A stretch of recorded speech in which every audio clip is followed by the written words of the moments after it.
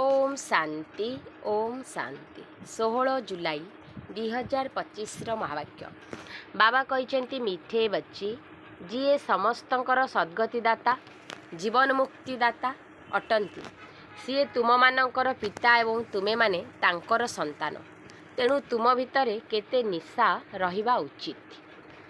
आजिर प्रश्न अछि केउ संतान मानक बुद्धि रे बाबांकर स्मृति निरंतर स्थायी होई रही पारिबो नाही। केउ संतान मानक बुद्धि रे बाबांकर स्मृति निरंतर स्थायी होई रही पारिबो नाही। उत्तर जाहांक भितरे संपूर्ण निश्चय नाही सेमानंक बुद्धि रे बाबांकर स्मृति स्थायी भावरे रही पारिबो नाही। आमकु किए राजयोग शिखाउछंती एकथा जानि नाहंती तेणु जोग काहाकु करिवे। जेउ माने यथार्थ रूपरे बाबांकु जानी मने पकाउछंती सेही मानकर ही विकर्म विनाश हेउछि। वर्तमान बाबा निजे आसी निजर एवं निज घरर यथार्थ परिचय देउछन्ते। ओम शांति ओम शांतिर अर्थ सर्वदा पिला मानकर मने रहिथिबो आमे आत्मा आमर घर निर्वाण धाम अथवा ब्रह्मलोक। बाकी भक्ति मार्ग रे मनुष्य माने जहा किछि भी पुरुषार्थ करूछन्ती जानि नाहंती जे सेमाने कुआडे जिवे। सुख एवं दुख केउथिरे अछि किछि हेले जणा नाही। यज्ञ तप दान पुण्य तीर्थ आदि करी सीढ़ी तलकू ओह्लाई आसीछन्ति। एबे तुम मानकू ज्ञान मिलुछि तेणु भक्ति करिबा बंद होई जाउछि। घंटा घंटा झांझ मृदंग आदि सबुर वातावरण मध्य बंद। नुआ एवं पुराना दुनिया भितरे फरक रही ना। नुआ दुनिया को पवित्र दुनिया कहुब। तुम मानक बुद्धि रे वर्तमान अच्छी सुखधाम को स्वर्ग दुखधाम को नरक कहुच्छी। मनुष्य शांति चाहूँगी किंतु सेठाकू केही हेले जाई परिबे नाही। बाबा कहउछंती मु जे पर्यंत भारत को न आसीची से पर्यंत तुमे संतान माने मो बिना सेठाकू जाई परिबो नाही। भारत रे ही शिव जयंतीर गायन करा जाइछि।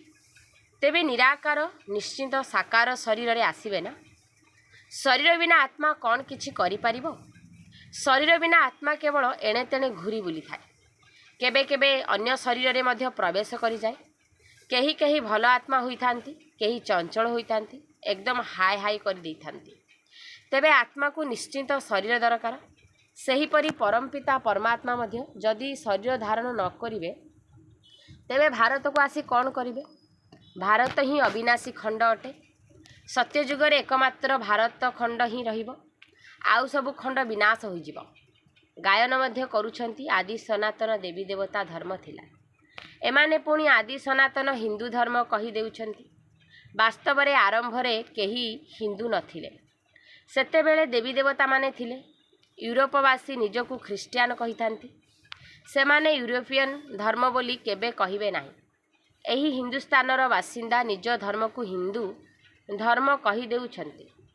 जेउ माने दैवी धर्म रे श्रेष्ठ थिले सेही माने ही 84 जन्म रे आसी धर्म भ्रष्ट होई जाइछंती। जेउ माने देवता धर्मर होइथिबे सेही माने ही एठाकू आसिले। जदि निश्चय नाही तेबे बुझी जायो जे सी एही धर्मर नुहे। जदिओ एठारे बसिबे किंतु किछि बुझी पारिबे नाही। नचेत सेठारे कोनोसी प्रजापद अथवा ताठारु कम पदधारी होइथिबे। सुख शांति तो समस्ते चाहूछंती ताहा तो केवल सत्ययुग रे ही हेबो किंतु सेठाकू समस्ते जाई पारिबे नाही। अन्य सबु धर्मर आत्मा माने निज निजर समय अनुसार आसुछंती। अनेक धर्म अछि। सृष्टि रूपी वृक्षर वृद्धि होई चलीछि। मूल धर्म हेला देवी देवता धर्म। पुणी 3टी ट्यूब अर्थात शाखा अछि। स्वर्ग रे माने रहिबे नाही। द्वापरर आरंभरू नुआ धर्म सब बाहरी थाए। एहा को भेराइटी ह्यूमन ट्री कुहा जाउछि। विराट रूप अलगा एहा भेराइटी धर्मर वृक्ष। एठारे भिन्न भिन्न प्रकारर मनुष्य माने रहिछन्ति। तुमे माने जानुछ केतोटी धर्म रहिछि। सत्ययुग आरंभ रे गोटिए धर्म थिला। दुनिया नुआ थिला। विदेशी माने मध्य जानिछन्ति भारत ही प्राचीन स्वर्ग थिला। भारत बहुत साहुकार थिला। सेथिपाई भारत को बहुत सम्मान मिलुछि। କେହି କେହି ସାହୁକାର ଗରିବମାନଙ୍କ ଉପରେ ଦୟା କରିଥାନ୍ତି। ବିଚରା ଭାରତ କ'ଣ ହୋଇଗଲାଣି? ଏହା ମଧ୍ୟ ଡ୍ରାମାର ପାର୍ଟ ରହିଛି। କୁହାଯାଏ ସବୁଠାରୁ ଅଧିକ ଦୟାଶୀଳ ହେଉଛନ୍ତି ଈଶ୍ୱର ଏବଂ ସେ ଭାରତକୁ ହିଁ ଆସୁଛନ୍ତି। ଗରିବ ଉପରେ ନିଶ୍ଚିନ୍ତ ସାହୁକାର ହିଁ ଦୟା କରିବେ ନା? ବାବା ହେଉଛନ୍ତି ବେହଦର ସାହୁକାର, ଯିଏକୁ ଉଚ୍ଚରୁ ଉଚ୍ଚ କରୁଛନ୍ତି। ତୁମେମାନେ ଏବେ କାହାର ସନ୍ତାନ ହୋଇଛ, ସେହି ନିଶା ରହିବା ଉଚିତ। ଗର୍ବ ଅନୁଭବ କରିବା ଉଚିତ। ପରମ ପିତା ପରମାତ୍ମା ଶିବଙ୍କର ଆମେ ସନ୍ତାନ, ଯାହାଙ୍କୁ ମୁକ୍ତି ଜୀବନ ମୁକ୍ତି ଦାତା ସଦ୍ଗତି ଦାତା କହୁଛନ୍ତି। ପ୍ରଥମେ ଜୀବନ ମୁକ୍ତି ସତ୍ୟଯୁଗରେ ହେବ। ଏଠାରେ ଜୀବନ ବନ୍ଧନ ହୋଇଯାଇଛି। ଭକ୍ତି ମାର୍ଗରେ ସମସ୍ତେ ଡାକୁଛନ୍ତି ବାବା ବନ୍ଧନରୁ ମୁକ୍ତ କର। ଏବେ ତୁମେମାନେ ଡାକିପାରିବ ନାହିଁ। ତୁମେମାନେ ଜାଣିଛ ଜ୍ଞାନର ସାଗର ବାବା ଅଟନ୍ତି। ବିଶ୍ୱର ଇତିହାସ ଭୂଗୋଳର ସାରାଂଶକୁ ବୁଝାଉଛନ୍ତି। ସିଏ ଜ୍ଞାନର ଭଣ୍ଡାର ଅଟନ୍ତି। ଇଏ ତ ନିଜେ କହୁଛନ୍ତି ଯେ ମୁଁ ଭଗବାନ ନୁହେଁ। ତୁମମାନଙ୍କୁ ଦେହରୁ ଅଲଗା ଦେହୀ ଅଭିମାନୀ ହେବାକୁ ପଡ଼ିବ। ସାରା ଦୁନିଆ ସହିତ ନିଜର ଶରୀରକୁ ମଧ୍ୟ ଭୁଲିବାକୁ ପଡ଼ିବ। ଇଏ ଭଗବାନ ନୁହନ୍ତି। ଏହାଙ୍କୁ ବାପଦାଦା କୁହାଯାଉଛି। ବାବା ହେଉଛନ୍ତି ଉଚ୍ଚରୁ ଉଚ୍ଚ। ଏହା ହେଉଛି ପତିତ ପୁରୁଣା ଶରୀର। ଜଣଙ୍କର ହିଁ ମହିମା ହେଉଛି।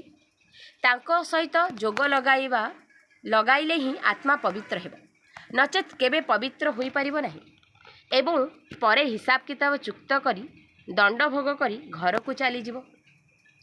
ଭକ୍ତି ମାର୍ଗରେ ହମ୍ସୋ ସୋହମ୍ର ଅର୍ଥ ଶୁଣି ଆସିଛ। ଆମେ ଆତ୍ମା ହିଁ ପରମ ପିତା ପରମାତ୍ମା ସୋହମ୍ ଆତ୍ମା। ଏହି ମିଛ ମନ୍ତ୍ର ପରମାତ୍ମାଙ୍କଠାରୁ ବିମୁଖ କରାଇଛି। ବାବା କହୁଛନ୍ତି ସନ୍ତାନମାନେ ପରମାତ୍ମା ହିଁ ଆତ୍ମା, ଏପରି କହିବା ବିଲକୁଲ ଭୁଲ। ଏବେ ତୁମମାନଙ୍କୁ ବର୍ଣ୍ଣର ରହସ୍ୟ ମଧ୍ୟ ବୁଝାଯାଉଛି। ଆମେ ଏବେ ବ୍ରାହ୍ମଣ ହୋଇଛୁ, ପୁଣି ଦେବତା ହେବା ପାଇଁ ପୁରୁଷାର୍ଥ କରୁଛୁ। ପୁଣି ଆମେ ଦେବତା ହୋଇ କ୍ଷତ୍ରିୟ ବର୍ଣ୍ଣକୁ ଆସିବୁ। ଏକଥା ଆଉ କାହାକୁ ଜଣା ନାହିଁ। ଆମେ କିପରି 84 ଜନ୍ମ ନେଉଛୁ, କେଉଁ କୂଳରେ ଜନ୍ମ ନେଉଛୁ। ତୁମେମାନେ ଏବେ ବୁଝୁଛ ଯେ ଆମେ ବ୍ରାହ୍ମଣ। ବାବା ତ ବ୍ରାହ୍ମଣ ହୁଅନ୍ତି ନାହିଁ। ତୁମେମାନେ ହିଁ ଏହି ବର୍ଣ୍ଣରେ ଆସୁଛ। ଏବେ ବ୍ରାହ୍ମଣ ଧର୍ମରେ ଆମକୁ ଗ୍ରହଣ କରିଛନ୍ତି। ଶିବ ବାବାଙ୍କ ଦ୍ୱାରା ପ୍ରଜାପିତା ବ୍ରହ୍ମାଙ୍କର ସନ୍ତାନ ହୋଇଛ। ଏକଥା ମଧ୍ୟ ଜାଣିଛ ନିରାକାରୀ ଆତ୍ମାମାନେ ଅସଲି ଈଶ୍ୱରୀୟ କୂଳର ଅଟନ୍ତି। ନିରାକାରୀ ଆତ୍ମାମାନେ ଅସଲି ଈଶ୍ୱରୀୟ କୂଳର ଅଟନ୍ତି, ଯେଉଁମାନେ କି ନିରାକାରୀ ଦୁନିଆରେ ରହୁଛନ୍ତି, ପୁଣି ସାକାରୀ ଦୁନିଆକୁ ଆସୁଛନ୍ତି। ପାଠ କରିବା ପାଇଁ ଏଠାକୁ ଆସିବାକୁ ପଡ଼ୁଛି। ସେଠାରୁ ଆସି ତୁମେ ଦେବତା କୂଳରେ 8 ଜନ୍ମ ନେଉଛ, ପୁଣି କ୍ଷତ୍ରିୟ ବୈଶ୍ୟ କୂଳକୁ ଆସୁଛ। ବାବା ବୁଝାଉଛନ୍ତି ତୁମେମାନେ ଏତେ ଜନ୍ମ ଦୈବୀ କୂଳ ଏବଂ ଏତେ ଜନ୍ମ କ୍ଷତ୍ରିୟ କୂଳରେ ଜନ୍ମ ନେଉଛ। ଏହା 84 ଜନ୍ମର ଚକ୍ର ଅଟେ। ତୁମମାନଙ୍କ ବ୍ୟତୀତ ଏହି ଜ୍ଞାନ ଆଉ କାହାକୁ ମିଳିପାରିବ ନାହିଁ। ଯିଏ ଏହି ଧର୍ମର ହୋଇଥିବେ ସିଏ ଏଠାକୁ ଆସିବେ। ରାଜଧାନୀ ସ୍ଥାପନ ହେଉଛି। କେହି ରାଜା ରାଣୀ, କେହି ପ୍ରଜା ହେବେ। Suryavanshi, Lakshminarayan the first, second, third, ଏହିପରି ରାଜଗଦି ଚାଲିଥାଏ। ଏହିପରି କଥା ବାବା ବୁଝାଉଛନ୍ତି। ଜ୍ଞାନର ସାଗର ଶିବ ବାବା ଏଠାକୁ ଆସିଛନ୍ତି। ତେଣୁ ଭକ୍ତି ସମାପ୍ତ ହୋଇଯାଉଛି। ରାତି ଶେଷ ହୋଇ ଦିନ ହେଉଛି। ସେଠାରେ କୌଣସି ପ୍ରକାରର ଧୋକା ହେବ ନାହିଁ। କେବଳ ଆରାମ ହିଁ ଆରାମ ରହିଛି। କୌଣସି ହଙ୍ଗାମା ନାହିଁ। ଏହିପରି ମଧ୍ୟ ଡ୍ରାମା କରାଯାଇଛି। ଭକ୍ତି ମାର୍ଗ ସମୟରେ ହିଁ ବାବା ଆସୁଛନ୍ତି। ସମସ୍ତଙ୍କୁ ଘରକୁ ନିଶ୍ଚିନ୍ତ ଯିବାକୁ ହେବ। ପୁଣି କ୍ରମାନୁସାରେ ଏହି ସୃଷ୍ଟିକୁ ଓହ୍ଲାଇଥାନ୍ତି। ଖ୍ରୀଷ୍ଟ ଆସିଲେ ପୁଣି ତାଙ୍କର ଧର୍ମାବଲମ୍ବୀମାନେ ମଧ୍ୟ ଆସିବେ। ଏବେ ଦେଖ କେତେ ଖ୍ରୀଷ୍ଟିଆନ ଅଛନ୍ତି। ଯୀଶୁ ହେଲେ ଖ୍ରୀଷ୍ଟ ଧର୍ମର ବୀଜ। ଏହି ଦେବୀ ଦେବତା ଧର୍ମର ବୀଜ ହେଲେ ପରମପିତା ପରମାତ୍ମା ଶିବ, ଯିଏକି ସେହି ଧର୍ମର ସ୍ଥାପନା କରୁଛନ୍ତି। ତୁମମାନଙ୍କୁ ବ୍ରାହ୍ମଣ ଧର୍ମରେ କିଏ ଆଣିଲେ? ବାବା ପୋଷ୍ୟ କରୁଛନ୍ତି। ତାଙ୍କଠାରୁ ଛୋଟ ବ୍ରାହ୍ମଣ ଧର୍ମର ସୃଷ୍ଟି ହେଉଛି। ବ୍ରାହ୍ମଣମାନଙ୍କ ଚୁଟିର ଗାୟନ ରହିଛି। ଏହା ଚିହ୍ନ ହେଉଛି ଚୋଟିର ଶୀର୍ଷସ୍ଥାନର। ପୁଣି ତଳକୁ ଆସିଲେ ଶରୀରର ବୃଦ୍ଧି ହୋଇ ଚାଲିଥାଏ। ଏସବୁ କଥା ବସି ବାବା ବୁଝାଉଛନ୍ତି। ଯେଉଁ ବାବା କଲ୍ୟାଣକାରୀ ଅଟନ୍ତି ସେ ହିଁ ଏଠାକୁ ଆସି ଭାରତର କଲ୍ୟାଣ କରୁଛନ୍ତି। ସବୁଠାରୁ ଅଧିକ କଲ୍ୟାଣ ତୁମମାନଙ୍କର ହିଁ କରୁଛନ୍ତି। ତୁମେମାନେ କ'ଣ ଥିଲ, ପୁଣି କ'ଣ ହେଉଛ? ତୁମେମାନେ ଅମରଲୋକର ମାଲିକ ହୋଇଯାଉଛ। ଏବେ ତୁମେ କାମ ଉପରେ ବିଜୟ ପ୍ରାପ୍ତ କରୁଛ। ସେଠାରେ ଅକାଳ ମୃତ୍ୟୁ ହୁଏ ନାହିଁ। ମୃତ୍ୟୁର ନାମ ହିଁ ରହିବ ନାହିଁ। ବାକି ଶରୀର ବଦଳାଇବେ ନା? ଯେପରି ସର୍ପ ପୁରୁଣା କାତି ଛଡ଼ାଇ ଆଉ ଗୋଟିଏ ନେଇଥାଏ, ଏଠାରେ ମଧ୍ୟ ତୁମେମାନେ ଏହି ପୁରୁଣା ଶରୀର ଛାଡ଼ି ନୂଆ ଦୁନିଆରେ ନୂଆ ଶରୀର ନେବ। ସତ୍ୟଯୁଗକୁ ଗାର୍ଡେନ୍ ଅଫ୍ ଫ୍ଲାୱାର୍ସ କୁହାଯାଉଛି। ସେଠାରେ କେହି କୁବଚନ କହିବେ ନାହିଁ। ଏଠାରେ କୁସଙ୍ଗ ହିଁ ମିଳୁଛି। ମାୟାର ସଙ୍ଗ ଅଟେ ନା, ସେଥିପାଇଁ ଏହାର ନାମ ହେଉଛି ରୌରବ ନର୍କ। ଘରବାଡ଼ି ପୁରୁଣା ହେଲେ ମ୍ୟୁନିସିପାଲିଟି ଲୋକେ ପୂର୍ବରୁ ହିଁ ଖାଲି କରାଇ ଦେଇଥାନ୍ତି। ବାବା ମଧ୍ୟ କହୁଛନ୍ତି ଦୁନିଆ ପୁରୁଣା ହେଲେ ମୁଁ ଆସୁଛି। ଜ୍ଞାନ ଦ୍ୱାରା ସଦ୍ଗତି ହୋଇଥାଏ। ଏଠାରେ ରାଜଯୋଗର ଶିକ୍ଷା ଦିଆଯାଉଛି। ଭକ୍ତିରେ କିଛି ନାହିଁ। ହଁ, ଭକ୍ତିରେ ଦାନ ପୁଣ୍ୟ କରିଥାନ୍ତି, ଯାହାଦ୍ୱାରା ଅଳ୍ପ କାଳର ସୁଖ ମଧ୍ୟ ମିଳିଥାଏ। ରାଜାମାନଙ୍କୁ ମଧ୍ୟ ସନ୍ନ୍ୟାସୀମାନେ ବୈରାଗ୍ୟ କରାଇଥାନ୍ତି, କିନ୍ତୁ ଏହା ତ କାକବିଷ୍ଟ ସମାନ ସୁଖ ଅଟେ। ଏବେ ତୁମମାନଙ୍କୁ ବେହଦର ବୈରାଗ୍ୟ ଶିଖାଯାଉଛି। ଏହା ପୁରୁଣା ଦୁନିଆ। ଏବେ ସୁଖଧାମକୁ ମନେ ପକାଅ। ପୁଣି ଶାନ୍ତିଧାମକୁ ଯାଇ ଏଠାକୁ ଆସିବାକୁ ହେବ। ଦିଲୱାଡ଼ା ମନ୍ଦିରରେ ତୁମର ବର୍ତ୍ତମାନ ସମୟର ସ୍ମୃତିଚିହ୍ନ ଅବିକଳ ରହିଛି। ତଳେ ତପସ୍ୟାରେ ବସିଛନ୍ତି, ଉପରେ ସ୍ୱର୍ଗର ସ୍ମାରକୀ ଅଛି। ନଚେତ ସ୍ୱର୍ଗ କେଉଁଠାରେ ଦେଖାଇବେ? ମନୁଷ୍ୟ ମୃତ୍ୟୁବରଣ କରିଲେ କହିଥାନ୍ତି ସ୍ୱର୍ଗକୁ ଗଲା। ତେଣୁ ସମସ୍ତେ ଭାବୁଛନ୍ତି ସ୍ୱର୍ଗ ଉପରେ ଅଛି, କିନ୍ତୁ ଉପରେ କିଛି ହେଲେ ନାହିଁ। ଭାରତ ହିଁ ସ୍ୱର୍ଗ ଏବଂ ନର୍କ ହେଉଛି, ଯାହାର ସମ୍ପୂର୍ଣ୍ଣ ସ୍ମୃତିଚିହ୍ନ ଏହି ମନ୍ଦିର ଅଟେ। ଏହି ମନ୍ଦିର ସବୁ ପରେ ନିର୍ମାଣ ହେଉଛି। ସ୍ୱର୍ଗରେ କେହି ବି ଭକ୍ତି କରିବେ ନାହିଁ। ସେଠାରେ କେବଳ ସୁଖ ହିଁ ସୁଖ ରହିଛି। ସ୍ୱର୍ଗରେ କେହି ବି ଭକ୍ତି କରିବେ ନାହିଁ। ସେଠାରେ କେବଳ ସୁଖ ହିଁ ସୁଖ ରହିଛି। ବାବା ଆସି ସବୁ ରହସ୍ୟକୁ ବୁଝାଉଛନ୍ତି। ଆଉ ସବୁ ଆତ୍ମାମାନଙ୍କର ନାମ ବଦଳୁଛି, ଶିବଙ୍କର ନାମ ବଦଳୁ ନାହିଁ, କାରଣ ତାଙ୍କର ନିଜର ଶରୀର ନାହିଁ। ତେବେ ଶରୀର ବିନା ପାଠ କିପରି ପଢ଼ାଇବେ? ବାସ୍ତବରେ ପ୍ରେରଣାର କୌଣସି କଥା ହିଁ ନାହିଁ। ପ୍ରେରଣା ଅର୍ଥ ବିଚାର। ଏପରି ନୁହେଁ ଉପରୁ ପ୍ରେରଣା କରିବେ ଏବଂ ପହଞ୍ଚିଯିବେ। ଏଥିରେ ପ୍ରେରଣାର କୌଣସି କଥା ନାହିଁ। ଯେଉଁ ସନ୍ତାନମାନଙ୍କ ପାଖରେ ବାବାଙ୍କର ପୁରା ପରିଚୟ ନାହିଁ, ପୁରା ନିଶ୍ଚୟ ନାହିଁ, ସେମାନଙ୍କର ବୁଦ୍ଧିରେ ବାବାଙ୍କର ସ୍ମୃତି ମଧ୍ୟ ରହିବ ନାହିଁ। ଆମକୁ ଶିକ୍ଷା କିଏ ଦେଉଛନ୍ତି? ଏକଥା ଯଦି ନ ଜାଣିବେ ତେବେ ସ୍ମରଣ କାହାକୁ କରିବେ? ବାବାଙ୍କୁ ସ୍ମରଣ କରିଲେ ହିଁ ତୁମମାନଙ୍କର ବିକର୍ମ ବିନାଶ ହେବ।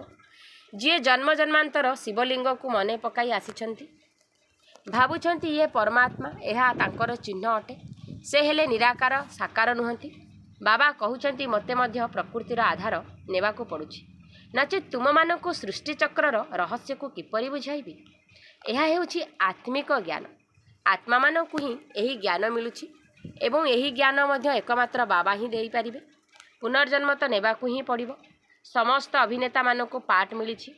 ନିର୍ବାଣକୁ କେହି ହେଲେ ଯାଇପାରିବେ ନାହିଁ। ମୋକ୍ଷ କେହି ବି ପାଇପାରିବେ ନାହିଁ। ଯିଏ ନମ୍ବର 1 ବିଶ୍ୱର ମାଲିକ, ସିଏ ମଧ୍ୟ 84 ଜନ୍ମର ଚକ୍ରରେ ଆସୁଛନ୍ତି। ସମସ୍ତଙ୍କୁ ଚକ୍ର ନିଶ୍ଚିନ୍ତ ଲଗାଇବାକୁ ହେବ। ମନୁଷ୍ୟମାନେ ଭାବୁଛନ୍ତି ମୋକ୍ଷ ନିଶ୍ଚିନ୍ତ ମିଳିଥାଏ। କେତେ ମତାନ୍ତର ରହିଛି। ଏବେ ସଂଖ୍ୟା ବୃଦ୍ଧି ହୋଇ ଚାଲିଛି। ମଝିରେ ଘରକୁ କେହି ଯାଉନାହାନ୍ତି। କେବଳ ବାବା ହିଁ 84 ଜନ୍ମର କାହାଣୀ କହୁଛନ୍ତି। ଏବେ ତୁମମାନଙ୍କୁ ପାଠ ପଢ଼ି ପୁଣି ଅନ୍ୟମାନଙ୍କୁ ମଧ୍ୟ ପଢ଼ାଇବାକୁ ହେବ। ଏହି ଜ୍ଞାନ ତୁମମାନଙ୍କ ବ୍ୟତୀତ କେହି ଦେଇପାରିବେ ନାହିଁ। ଶୂଦ୍ର କିମ୍ବା ଦେବତାମାନେ ମଧ୍ୟ ଦେଇପାରିବେ ନାହିଁ। ସତ୍ୟଯୁଗରେ କାହାର ଦୁର୍ଗତି ହେବ ନାହିଁ, ଯାହା ପାଇଁ ଜ୍ଞାନର ଦରକାର ହେବ। ଏହି ଜ୍ଞାନ କେବଳ ସଦ୍ଗତି ପାଇଁ ଉଦ୍ଦିଷ୍ଟ। ସଦ୍ଗତିଦାତା, ଲିବରେଟର, ଗାଇଡ୍ ଜଣେ ହିଁ ଅଟନ୍ତି। ଯୋଗର ଯାତ୍ରା ବିନା କେହି ପବିତ୍ର ହୋଇପାରିବେ ନାହିଁ। ଦଣ୍ଡ ନିଶ୍ଚିନ୍ତ ଭୋଗ କରିବାକୁ ପଡ଼ିବ, ପୁଣି ପଦ ମଧ୍ୟ ଭ୍ରଷ୍ଟ ହୋଇଯିବ। ସମସ୍ତଙ୍କର ହିସାବ କିତାବ ଚୁକ୍ତୁ ନିଶ୍ଚିନ୍ତ ହେବ। ତୁମମାନଙ୍କୁ ତୁମରି କଥା ହିଁ ବୁଝାଉଛନ୍ତି। ଅନ୍ୟ ଧର୍ମକୁ ଯିବାର କୌଣସି ଆବଶ୍ୟକତା ହିଁ ନାହିଁ। ଭାରତବାସୀମାନଙ୍କୁ ହିଁ ଏହି ଜ୍ଞାନ ମିଳୁଛି। ବାବା ଭାରତକୁ ଆସି 3ଟି ଧର୍ମର ସ୍ଥାପନା କରୁଛନ୍ତି। ଏବେ ତୁମମାନଙ୍କୁ ଶୂଦ୍ର ଧର୍ମରୁ ପରିବର୍ତ୍ତନ କରି ଉଚ୍ଚ କୂଳକୁ ନେଇଯାଉଛନ୍ତି। ତାହା ହେଉଛି ନୀଚ ପତିତ କୂଳ। ଏବେ ସମସ୍ତଙ୍କୁ ପବିତ୍ର କରିବା ପାଇଁ ତୁମେ ବ୍ରାହ୍ମଣମାନେ ନିମିତ୍ତ ହୋଇଛ। ଏହାକୁ ରୁଦ୍ର ଜ୍ଞାନ ଯଜ୍ଞ କୁହାଯାଉଛି। ରୁଦ୍ର ଶିବ ବାବା ଏହି ଯଜ୍ଞ ରଚନା କରିଛନ୍ତି। ଏହି ବେହଦ ଯଜ୍ଞରେ ସାରା ପୁରୁଣା ଦୁନିଆର ଆହୁତି ପଡ଼ିବ।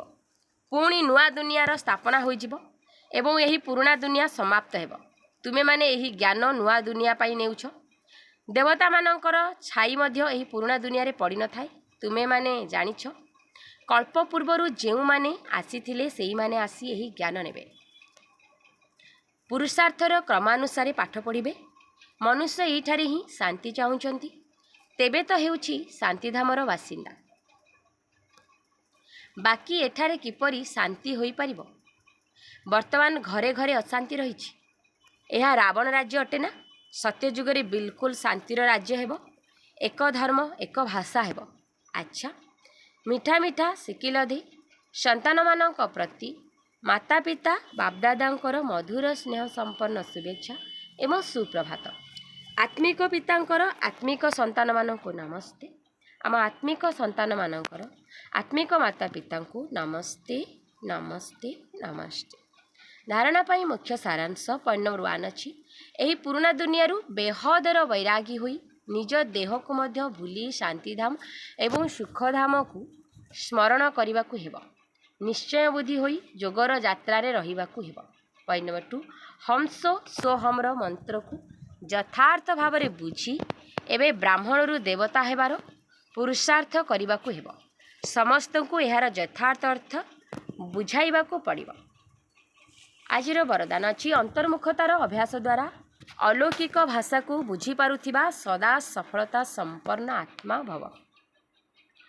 ଅନ୍ତର୍ମୁଖତାର ଅଭ୍ୟାସ ଦ୍ୱାରା ଅଲୌକିକ ଭାଷାକୁ ବୁଝିପାରୁଥିବା ସଦା ସଫଳତା ସମ୍ପନ୍ନ ଆତ୍ମା ଭବ। ଯେତେ ଯେତେ ତୁମେ ପିଲାମାନେ ଅନ୍ତର୍ମୁଖୀ ହୋଇ ଗହନ ଶାନ୍ତି ସ୍ୱରୂପରେ ସ୍ଥିତ ହୋଇ ଚାଲିବ, ସେହି ଅନୁସାରେ ନୟନର ଭାଷା, ଭାବନାର ଭାଷା ଏବଂ ସଂକଳ୍ପର ଭାଷାକୁ ସହଜରେ ବୁଝିପାରିବ। ଏହି 3 ପ୍ରକାରର ଭାଷା ହିଁ ଯୋଗୀ ଜୀବନର ଆତ୍ମିକ ଭାଷା ଅଟେ। ଏହି ଅଲୌକିକ ଭାଷା ଗୁଡ଼ିକ ବହୁତ ଶକ୍ତିଶାଳୀ ମଧ୍ୟ ଅଟେ। ସମୟ ଅନୁସାରେ ଏହି 3 ପ୍ରକାରର ଭାଷା ଦ୍ୱାରା ହିଁ ସହଜରେ ସଫଳତା ପ୍ରାପ୍ତ ହେବ। ସେଥିପାଇଁ ଏବେ ଏହିସବୁ ଆତ୍ମିକ ଭାଷାର ଅଭ୍ୟାସ ହୁଅ। ସ୍ଲୋଗାନ: ତୁମେମାନେ ଏତେ ହାଲୁକା ହୋଇଯାଅ ଯାହାକି ବାବା ତୁମମାନଙ୍କୁ ନିଜର ନୟନର ପଲକ ଉପରେ ବସାଇ ସାଥିରେ ନେଇଯିବେ। ଅବ୍ୟକ୍ତ ଇସାରା: ସଂକଳ୍ପ ଶକ୍ତିକୁ ଜମା କରି ଶ୍ରେଷ୍ଠ ସେବାର ନିମିତ୍ତ ହୁଅ। ବର୍ତ୍ତମାନ ସମୟରେ ବିଶ୍ୱ କଲ୍ୟାଣ କରିବାର ସହଜ ସାଧନ ହେଲା ନିଜର ଶ୍ରେଷ୍ଠ ସଂକଳ୍ପର ଏକାଗ୍ରତା। ଏହାଦ୍ୱାରା ହିଁ ସର୍ବ ଆତ୍ମାମାନଙ୍କର ଭଟକୁଥିବା ବୁଦ୍ଧିକୁ ଏକାଗ୍ର କରିପାରିବ। ବିଶ୍ୱର ସର୍ବ ଆତ୍ମାମାନେ ବିଶେଷ ଭାବରେ ଏହି ଇଚ୍ଛା ରଖୁଛନ୍ତି ଯେ ଆମର ଏଣେତେଣେ ଭଟକୁଥିବା ବୁଦ୍ଧି ଏକାଗ୍ର ହୋଇଯାଉ ବା ମନ ଚଞ୍ଚଳତାରୁ ଏକାଗ୍ର ହୋଇଯାଉ। ସେଥିପାଇଁ ଏକାଗ୍ରତା ଅର୍ଥାତ୍ ସର୍ବଦା ଏକମାତ୍ର ବାବା, ଦ୍ୱିତୀୟ କେହି ନୁହେଁ। ଏହି ସ୍ମୃତିରେ ଏକରସ ସ୍ଥିତିରେ ସ୍ଥିତ ହେବାର ବିଶେଷ ଅଭ୍ୟାସ କର। ଆଚ୍ଛା, ଓମ୍ ଶାନ୍ତି, ଓମ୍ ଶାନ୍ତି।